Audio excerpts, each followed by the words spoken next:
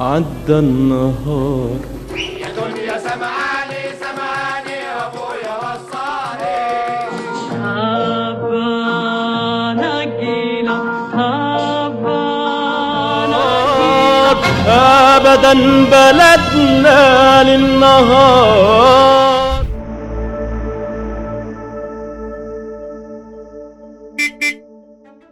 كل إنسان في الدنيا عنده أمنية مستحيل تتحقق، أو ممكن نقول صعبة شوية. في ناس أمنيتها تطير، وناس أمنيتها تلف العالم كله أو تطلع الفضاء. أنا كانت أمنيتي أصعب شويتين، كان نفسي أعيش في كل الأزمان، أرجع لكل زمن أشوف الناس حياتها إيه، وأعيش معاهم اللحظات المصيرية اللي غيرت تاريخهم. يعني إحنا حالياً لما بنسمع عن النكسة بنزعل، بس أكيد مفيش قد زعل الناس اللي عاشوا وقتها. ولما بنقرأ عن نصر أكتوبر بنفرح، بس أكيد مش ربع فرحة الناس اللي عاشوا اللحظة دي، سواء على الجبهة أو في الشوارع. ولأن مستحيل أقدر أعيد الزمن من الأول، فما كانش قدامي غير إني أقرأ عنها وأحاول أحكيها بعيون الناس اللي عاشت وقتها. فأهلا بيكم في وثائقي الهزيمة والنصر من آلة الزمن، وتعالوا نعرف المصريين عاشوا إزاي بين سنة 67 و73، ونعيش معاهم كسرة النكسة وفخر النصر. دي كانت كلمات الروائي وصاحب فكرة البرنامج محمد علي منصور. هو قفش بقى يا سيدي إن أنا أقولها في الأول، فيلا بينا نرجع للماضي لحوالي 60 سنة. غمض عينيك في الوقت الحالي اللي بتسمعني فيه. أهلا بيك في سنة 1967. عدد سكان العالم دلوقتي 3.5 مليار إنسان، وعدد سكان مصر حوالي 30 مليون إنسان بس. سعر الدولار وقتها كان حوالي 38 قرش مصري. أيوة، ما تتخضش، 38 قرش. في الزمن ده ما كانش فيه موبايلات ولا إنترنت، هو التليفون أبو قرص الأسود. التلفزيون كان جهاز بسيط عبارة عن كتلة ضخمة في البيت بيبث قناتين بس، ومدة البث مش بتزيد عن 10 ساعات، وبعدها ما بيعرضش حاجة. الترند وقتها كان بيتعرف عن طريق الجرايد والمجلات، أهمها طبعا الأهرام والجمهورية. والراديو كان ابتدى يبقى موضة قديمة، لكنه كان مهم علشان بيعرض حفلات الست وعبد الحليم وخطابات الرئيس ومونولوجات سمعة وغيرها كتير. مصر في السنة دي كان عندها مشاريع كبيرة وعملاقة، فكان العمل مستمر على مشروع السد العالي اللي كان كل مصر مستنياه يخلص ويشوف النور. والأديب عبد الرحمن الأبنودي كان بيكتب جوابات حراج القط. مصر كانت بتحاول تبقى دولة صناعية اشتراكية، ابتدت تصنع عربيات ومنتجات خاصة بيها زي العربية رمسيس. الجيش المصري كان لسه بيحارب في جبهة اليمن، والزعيم كان بيحلم بحلم نشر أفكار الاستقلال في الوطن العربي وأفريقيا. وبالفعل في الوقت ده كانت دول كتير تحت الاستعمار ابتدت تتخلص منه. الإنتاج الفني والأدبي كان في عز مجده. مصر كان فيها أم كلثوم وعبد الحليم وكل نجوم السينما في عصرها الذهبي. والأهم كان عندنا أهم شيوخ ومقرئين في تاريخ مصر ولحد النهاردة، وكلهم في إذاعة القرآن الكريم، زي الشيخ الحصري والشيخ عبد الباسط عبد الصمد والشيخ مصطفى إسماعيل ومحمد صديق المنشاوي. وفي الأدب حدث ولا حرج، الأستاذ نجيب محفوظ والأستاذ عباس العقاد ويوسف إدريس وإحسان عبد القدوس. بدأت السنة بأوضاع شبه مستقرة، وفي شهر يناير اتعرض في السينمات أفلام مهمة زي أخطر رجل في العالم وقصر الشوق ومعبودة الجماهير. الست أم كلثوم في الوقت ده كانت بتغني حفلاتها الشهرية كل يوم خميس، والشوارع والحياة بتقف علشان الناس تسمعها، والرئيس بيلقي خطابات، والشعب كان عايش حلم الاشتراكية، أغلبه طبقة عاملة ومتوسطة.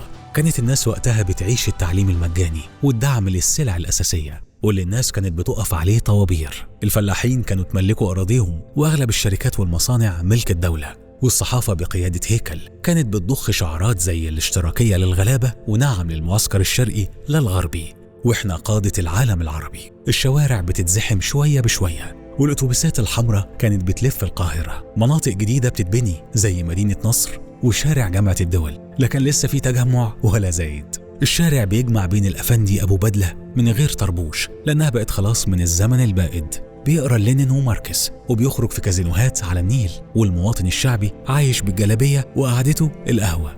فسحة الناس يا سينما يا يسمعوا مسلسل إذاعي زي ساعة لقلبك. وطبعا الكورة، الإسماعيلي كان واخد دوري 66-67، والزمالك والأهلي بيتوعدوا إنهم هيكسبوا الدوري الجديد. ورغم قوة النظام الحاكم والضباط الأحرار، لكن الناس أغلبها ما كانش بيعارض، لأنهم زي زعيمهم بيحلموا بالوحدة والقومية العربية وانهيار الرأسمالية، وشايفين في عبد الناصر البطل المنقذ، واللي رغم حروبه في اليمن وخروج البلد من عدوان ثلاثي لكن ثقتهم بيه ما تهزتش لحد ما حصل اللي حصل. كل قصة في الدنيا بتتكون من خير وشر، والشر في رواية عبد الناصر هي أمريكا وزراعها الممدود الخانق لوحدة الوطن العربي هي الكيان المحتل. الطار مع الصهاينة كان طارين، طار المصريين اللي اتقتلوا في حرب فلسطين، وطار اللي ماتوا في العدوان الثلاثي. والدمار في السويس وبورسعيد والإسماعيلية لسه موجود وشاهد على اللي حصل. ورغم ان العدوان انفض بمساعدة الاتحاد السوفيتي، لكن كل طرف كان قاعد مستني للتاني، وبالنسبة لهم برضو كنا احنا الشر، وعبد الناصر هو الفرعون اللي عايز يرمي شعبهم في البحر، وان دي حرب وجود، يا يكونوا موجودين ويحققوا حلمهم الكبير يا ناصر يقضي عليهم. وطول الفترة اللي بعد العدوان وفي حالة تأهب بين كل جانب، من ناحية جنود مصريين متمركزين على الحدود مع الاحتلال، والاحتلال كذلك ناشر قواته قصاد مصر وسوريا والأردن. في شهر إبريل حدة التوتر بتزيد بشكل مش مسبوق، وبيوصل بلاغ استخباراتي سوفيتي لعبد الناصر إن إسرائيل بتحشد قواتها على الحدود السورية، ورغم تحذير جمال لسوريا ولوزير دفاعها في الوقت ده حافظ الأسد، لكن الوقت كان اتأخر. فإسرائيل قالت إن سوريا بتدعم الفدائيين الفلسطينيين يعملوا عمليات ضدها ويستخبوا عندهم، ويحصل اشتباك بين الطيران الإسرائيلي والسوري في 7 إبريل 1967. وأعلنت بعده إسرائيل في 12 مايو 67 إنها هتشن حرب على سوريا لإسقاط نظام الحكم وحزب البعث، واستدعت جزء من احتياط الجيش. وبما إن مصر مع سوريا في معاهدة دفاع مشترك، فتم إعلان حالة الطوارئ وتعبئة الجيش، وتم تجهيز لخطة القاهرة الدفاعية، وإن القوات هناك تعمل مشاريع حرب وتستعد. وفي نفس الوقت طلب من قوات حفظ السلام الخاصة بالأمم المتحدة تمشي وتغادر المنطقة اللي بالنسبة لهم منطقة ساخنة بيتمركزوا فيها من بعد العدوان الثلاثي. وفي يوم 23 مايو يؤمر عبد الناصر بإغلاق مضيق طيران في وش السفن الإسرائيلية، وبسبب القرار ده اتحرم الكيان من 90% من النفط اللي بيعيشوا عليه، وده عمل عندهم أزمة اقتصادية كبيرة. والمسؤولين هناك حطوا قرار الحرب على مصر في 29 مايو وطالبوا بفتح خليج العقبة، ومصر رفضت واستغلوا القرار علشان تبقى ذريعة لهجومهم. وطبعا استغلوا كتير من القوات المصرية في شمال اليمن، لكنهم عرفوا قرار عبد الناصر بسحب أغلب القوات المصرية من اليمن لسيناء، فتأكدوا أن عبد الناصر هيهاجمهم، فقرروا يعملوا تعبئة عامة لكل شخص قادر على حمل السلاح. وطبعا الستات كانت جزء من جيشهم، فده شل اقتصادهم بالكامل. لكن الماما أمريكا لديهم لا خوف عليهم، واللي كانت بتدعم إسرائيل من ناحية وبتدعو الجميع لضبط النفس من ناحية التانية كالعادة يعني. ومصر كانت ناوية تهجم على إسرائيل يوم 27 مايو، لكن ولسبب غريب لغت الخطة، وبعدها ب3 أيام وقعت مصر اتفاقية دفاع مع الأردن ضد أي هجوم. والأردن جالها قوات دعم من العراق علشان الحرب التي تلوح في الأفق، وأصبح قيامها مجرد وقت. في صباح يوم الاثنين 5 يونيو سنة 67 كان صباح عادي، الناس بتسمع إذاعة القرآن الكريم أو إذاعة صوت العرب، يعرفوا الأخبار، والناس كلها بتفطر على عربيات الفول ورايحة شغلها. وفي تمام الساعة 8:45 تبدأ طيارات العدو تقصف سيناء. وفي البداية وصلت أخبار للناس إن الجيش انتصر على الهجوم المباغت، وإننا وقعنا طيارات كتير، والناس احتفلت ورقصت في الشوارع. لكن الحقيقة كانت هزيمة شنيعة، أغلب الطيارات والمطارات اتضربت على الأرض، وبقت طيارات العدو بتصطاد جنودنا ودباباتنا، وجت الأوامر بالانسحاب لغرب القناة، في اللي لحق وفي اللي ملحقش، شلل تام وهزيمة أكبر. وفي 6 أيام كانت إسرائيل احتلت سيناء والجولان وكل فلسطين بما فيها غزة وأجزاء من الأردن، وبقى الحرب ليها أسماء كتيرة. في إسرائيل حرب 6 أيام ونكسة 67 في مصر، وفي سوريا نكسة حزيران. في الأيام دي كتير من جنودنا استشهدوا، البعض ضاع في الصحراء ومات، والبعض اتقتل غدر، وفي اللي اتأثر منهم واتدفنوا أحياء.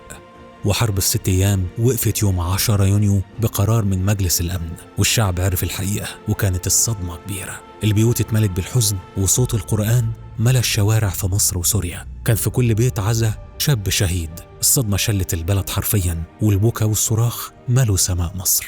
بعدها يقف كل نشاط وكل شيء، دوريات الكورة وأي رياضة وقفت، ومشاركات مصر في أي احتفال وأي بطولة انتهت. وفي يوم 9 يونيو طلع جمال عبد الناصر علشان يقول خطاب التنحي عن الحكم. وأقول لكم بصدق ولقد اتخذت قرارا أريدكم جميعا أن تساعدوني عليه. لقد قررت أن أتنحى تماما ونهائيا عن أي منصب رسمي، وأن أعود إلى صفوف الجماهير. إن قوى الاستعمار تتصور أن جمال عبد الناصر هو عدوها، وأريد أن يكون واضحا أمامهم أنها الأمة العربية كلها وليس جمال عبد الناصر.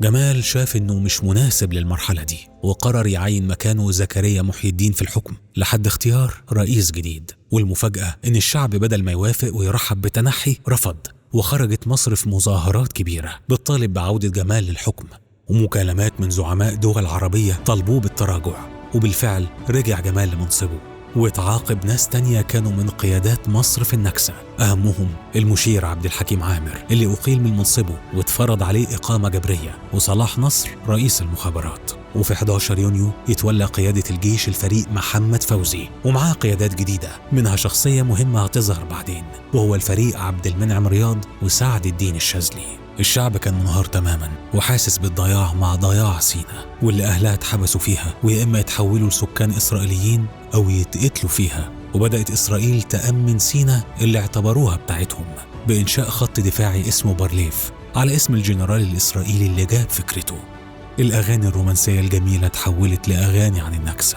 عدى النهار لعبد الحليم حافظ، وكتب أحمد فؤاد نجم قصيدته الشهيرة واللي غناها الشيخ إمام: مر الكلام زي الحسام يقطع مكان ما يمر، أما المديح سهل ومريح يخدع لكن بيضر.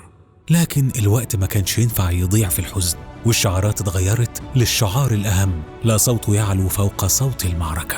بدأ عبد الناصر مع القيادات الجديدة يعيد برنامج التسليح، طلب أسلحة من روسيا وبعتت أسلحة ومستشارين وأخصائيين يساعدوا مصر، ودول تانية زي كوريا الشمالية وكتير من الدول العربية دفعت ثمن أسلحة لمصر وطيارات جديدة. وكحل للخلافات ولتوحيد كل قوات الجيش اتعمل مؤتمر الخرطوم في شهر أغسطس، واللي حضروا ملوك ورؤساء العرب، وأنهى فيه عبد الناصر خلافاته مع الملك فيصل وسحب القوات المصرية والسعودية من اليمن.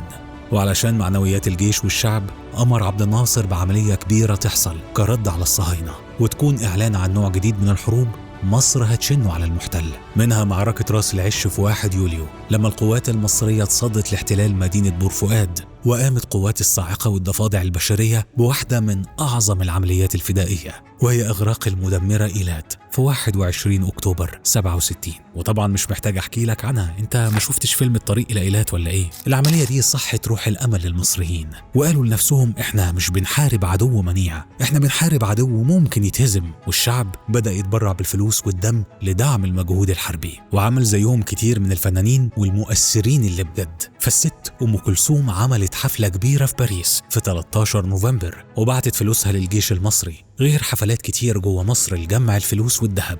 والشعب جنب المعاناة من النكسة عانى من توابع اقتصادية صعبة، والزحام بقى شديد على مناطق التموين واللي كانت بتعاني من عجز ونقص في الزيت والسكر بسبب إرسالها للجيش. وعدد سكان القاهرة والدلتا زادوا بعد هجرة جديدة لسكان مدن القناة ليهم، لكن الشعب تحمل ده. وحصل استهجان كبير لما اتعرض في السينمات فيلم الزوجة التانية، والكل قال مش وقت أفلام في التوقيت ده وقت حرب. وتيجي النهاية أكأب سنة عاشها المصريين بعد ما سمعوا وعود عن إن الحرب هتكمل وسينا هترجع. وفي ديسمبر يتزامن مع شهر رمضان المبارك، وترتفع أيادي كل المصريين والعرب عشان الأرض تتحرر. أحلف بسماها وبترابها، أحلف بترابها وأبوابها، أحلف بسماها وبترابها، أحلف